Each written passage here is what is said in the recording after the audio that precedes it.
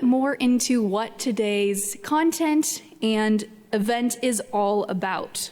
2020 was an interesting year to say the least, but at least from a commodity markets perspective and from a row crop perspective, more specifically corn perspective, it sounds like South Dakota had a stellar year.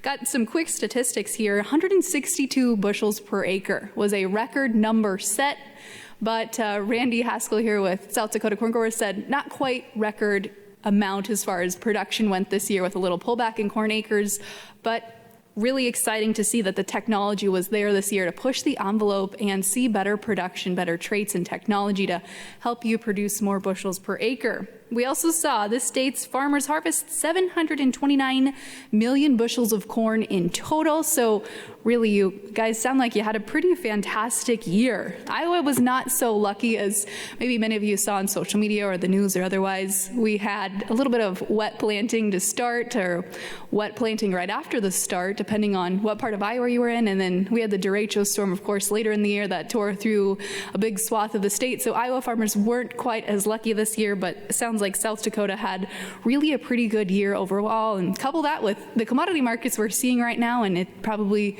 served to be a pretty good year for corn farmers in South Dakota. But moving right along here, I'd like to take a moment and just give a quick thank you to our diamond level sponsors who made today's event possible. Obviously, things were a little different this year, and we certainly appreciate them helping out and making sure that we could still bring a quality program, quality content to all of our corn growers sitting at home watching, tuning in with us today.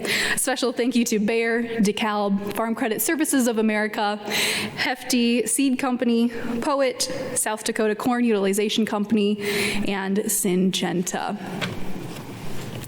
All right, we're almost to our first speaker, but one other quick thing I wanted to mention. We do have a chat box function in the Zoom that you should be watching right now. You guys can enter questions in there.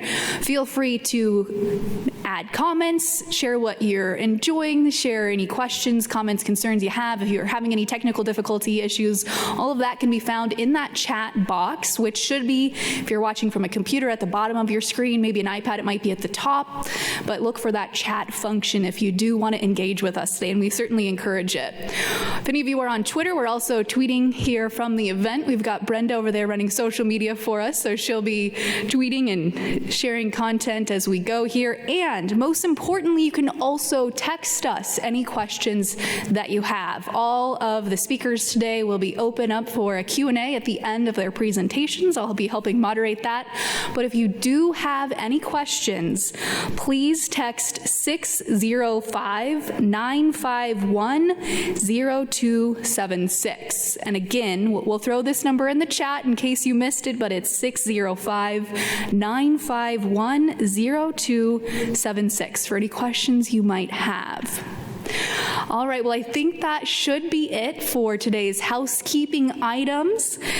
Let's welcome our first guest. It is my pleasure to welcome Don J. Day Jr. He joins us today from Cheyenne, Wyoming. He is Chief Meteorologist and President of Day Weather, Inc. He works with growers just like you to forecast what's going on with the weather, and obviously that's very impactful to our business of agriculture. He also has a daily podcast he shared with me earlier and broadcasts his content to about 70 radio stations across Wyoming, Colorado, and Nebraska, with an emphasis on the rural and ag listener. It's my pleasure to welcome Don Day Jr.